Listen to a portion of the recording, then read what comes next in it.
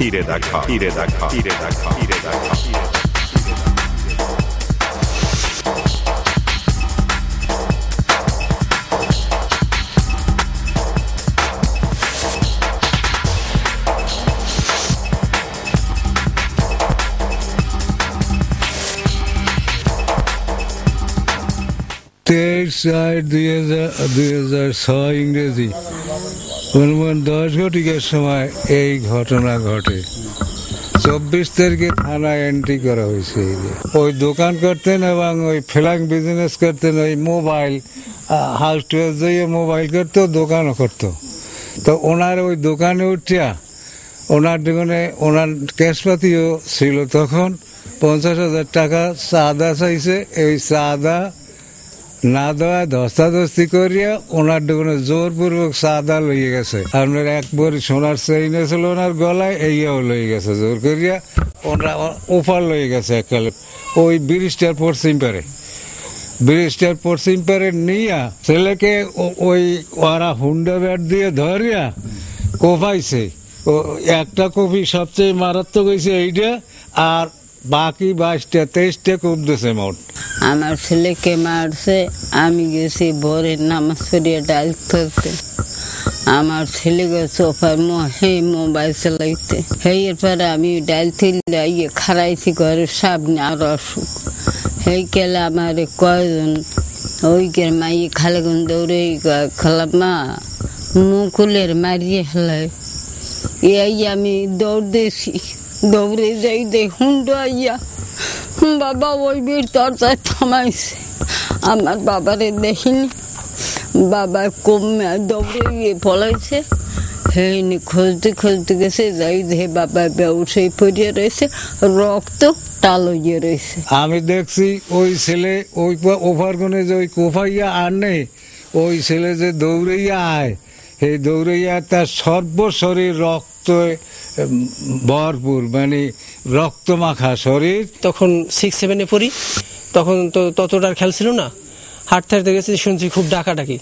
তবে পরে মানুষের কাছে শুনি যে আমার বাবাকে বিএনপির যত ক্ষমতাসীন লোক ছিল তারা 25-30টা মোটরসাইকেল নিয়ে অস্ত্র শস্ত্র তারা খুন করতে কোপাকুপি করে।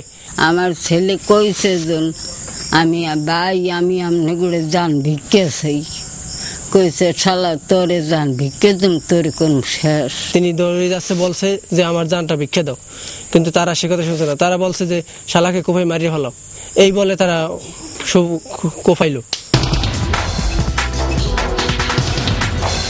টেকতে না পারিয়া ওরা সেই দল বাদ দিয়া ওই ছেলে যে ওই পাশের বাড়িতে নামছে, নামার পরে ওরা দল বাদ দিয়ে এদিকে চলে গেছে।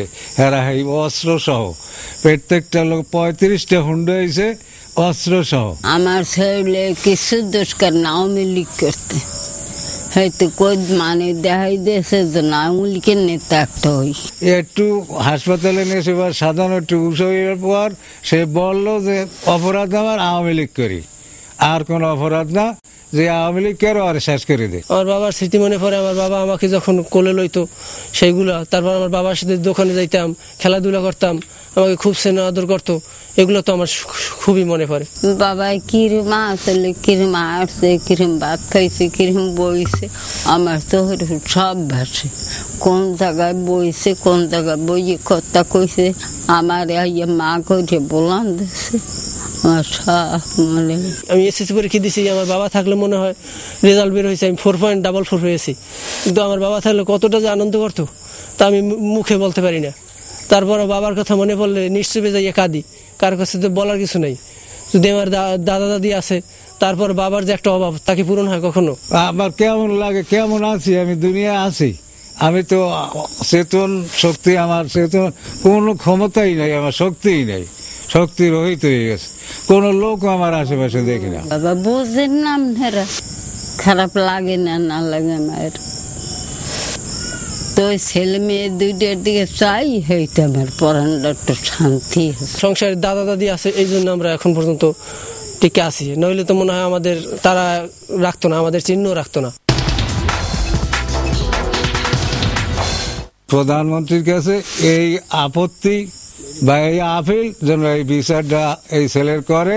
আমার পুত্রে যেরকম মারছে, আমার নাতিরা যেরকম টলমল করে, আল্লাহ যেন হ্যাঁ ওইরকম করে। আমি হ্যার বিচার চাই। আমি ইনশাল্লাহ বিশ্বাস চাই। আমি প্রধানমন্ত্রীর কাছে, আর কারো কাছে না, দলীয় এখন যে বর্তমানে প্রধানমন্ত্রী আছেন শেখ হাসিনা, আমি সরাসরি তার কাছে আমার বাবার বিচার চাই, যেন আমার মতো আর কাউকে এতিম না হতে না হয়।